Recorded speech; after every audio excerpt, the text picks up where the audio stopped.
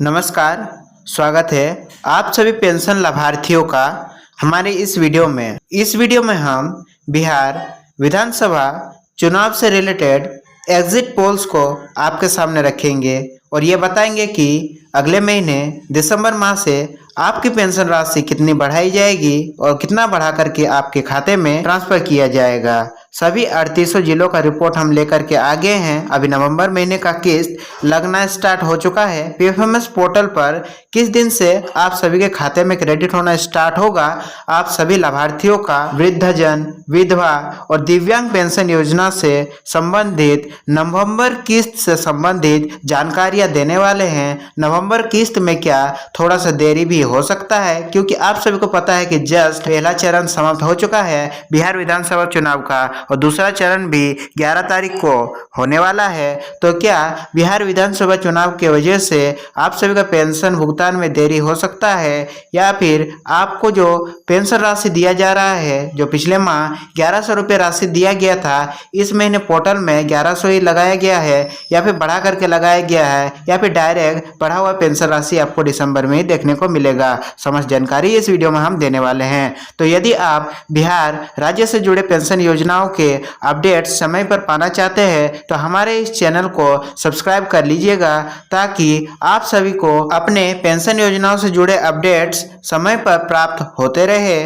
और इस बार बिहार इलेक्शन से संबंधित एग्जिट पोल्स के अपडेट्स भी हम बीच बीच में देते रहेंगे। तो ये अपडेट्स भी पाते रहने के लिए आप चैनल को सब्सक्राइब करके हमारे इस चैनल से जुड़ सकते हैं। तो चलिए देखिए, बिहार राज्य में जैसा कि आप सभी को पहले से पता होगा कि सामाजिक सुरक्षा पेंशन योजना का अंतर्गत मुख्यमंत्री वृद्धजन पेंशन, लक्ष्मीबाई सामाजिक सुरक्षा पेंशन और बिहार राज्य का निःशक्त पेंशन योजना, ये सभी पेंशन योजनाएं दिए जाते हैं। इनका इंग्लिश में भी शॉर्ट फॉर्म्स हमने लगा दिया है। और इंदिरा गांधी पेंशन योजना का अंतर्गत ये तीनों पेंशन योजनाएं दिए जाते हैं, जिनमें वृद्धा पेंशन, विधवा पेंशन और दिव्यांग पेंशन तीनों ही पेंशन योजनाएं सम्मिलित है। और ये जितने भी पेंशन योजनाएं हम आप सभी को बताए हैं, ये सभी पेंशन योजनाओं में पेंशन राशि बराबर दिया जाता है और इन सभी पेंशन योजनाओं का भुगतान बिहार सरकार करती है। और नीचे जो आप देख रहे हैं, इंदिरा गांधी पेंशन योजनाओं का भुगतान बिहार सरकार और केंद्र सरकार मिल करके आप सभी को पेंशन राशि आपके खाते में हर महीने भेज रही है।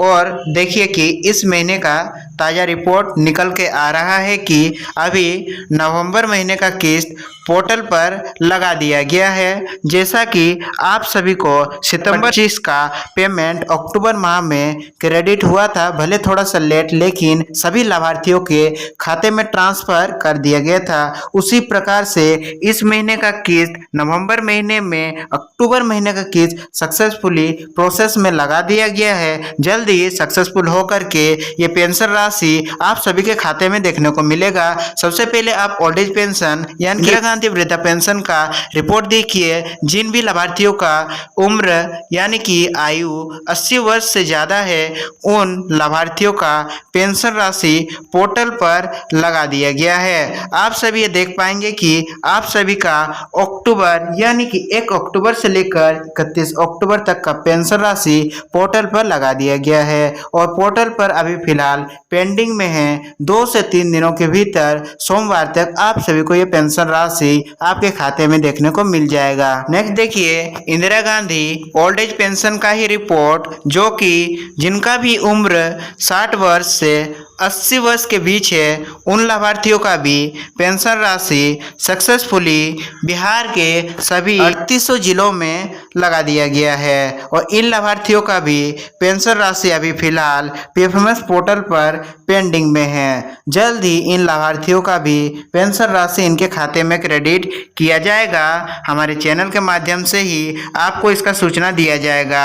वहीं आप देखिए कि एमबीपीवाई यानी कि बिहार सरकार का अपना वृद्धजन पेंशन योजना का पेमेंट भी सक्सेसफुली इस महीने का किस्त को पोर्टल पर लगा दिया गया है। आप देख देख पाओगे कि पीएफएमएस पोर्टल पर इन पेंशन लाभार्थियों का भी पेंशन राशि जो कि 1100 रुपये ही इस महीने भी दिया जा रहा है पोर्टल पर पेंडिंग है। और आप सभी को एक बात का ध्यान रखना है कि जिनका भी पोर्टल पर स्टेटस अकाउंट बेस्ड शो कर रहा है उन्हें जल्दी अपना डीबीटी को इनेबल करवा के आधार बेस्ड करवा लेना है, क्योंकि अकाउंट बेस्ड वाले स्टेटस को जल्द ही इलेक्शंस के बाद आधार बेस्ड किया जाएगा, यानी कि आपके पेंशन योजना को भुगतान अब सीधे आधार नंबर के जरिए किया जाएगा। जिन भी लाभार्थियों का पेंशन का पेमेंट अकाउंट नंबर के जरिए होता था, अब उन लाभार्थियों को ये ध्यान देना होगा, उनके खाते में डीबीटी को चालू करवाना होगा। वहीं बिहार में इंदिरा गांधी विधवा पेंशन का रिपोर्ट देखिए कि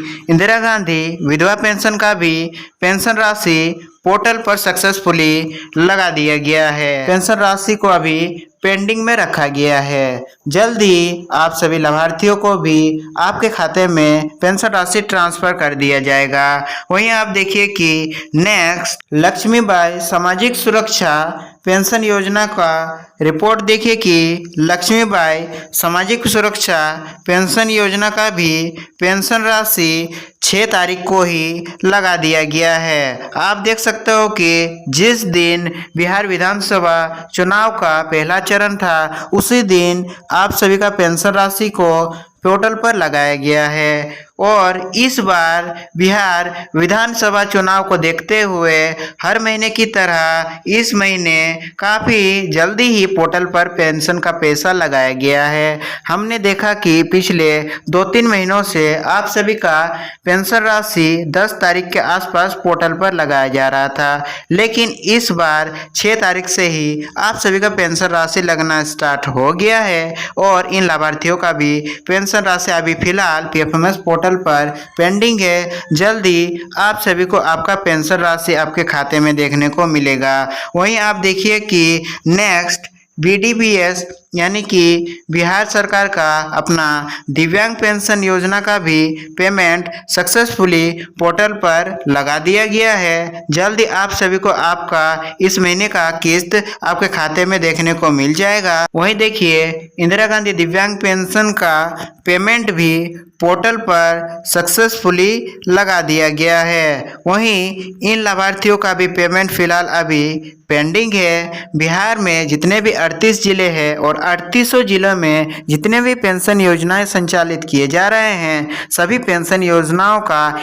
एक ही साथ 6 तारीख को आप सभी का पेंशन राशि पोर्टल पर लगा दिया गया है। और जल्द ही धीरे धीरे करके बिहार के सभी राज्यों में पेंशन राशि खातों में आना स्टार्ट हो जाएगा। वहीं देखिए कि आप सभी का सवाल होगा कि बिहार में चुनाव का 6 नवंबर का पड़ाव पार हो चुका है, तो अब तक का एग्जिट पोल का क्या रिपोर्ट है, यानी कि एग्जिट पोल के अनुसार आप सभी का पेंशन राशि में बढ़ोतरी किया जाएगा कि नहीं, फिलहाल अभी किसकी सरकार बनते हुए दिख रही है। तो चलिए हम देखते हैं। इन सभी सरकारों के मध्य टक्कर है। 6 तारीख के इलेक्शन में काफ़ी बड़ा ही टक्कर देखने को मिला था। वहीं 11 तारीख के इलेक्शन में भी ये देखने वाली बात होगी कि 11 तारीख के दिन जिन भी जिलों में इलेक्शंस करवाए जाएंगे उन इलेक्शंस में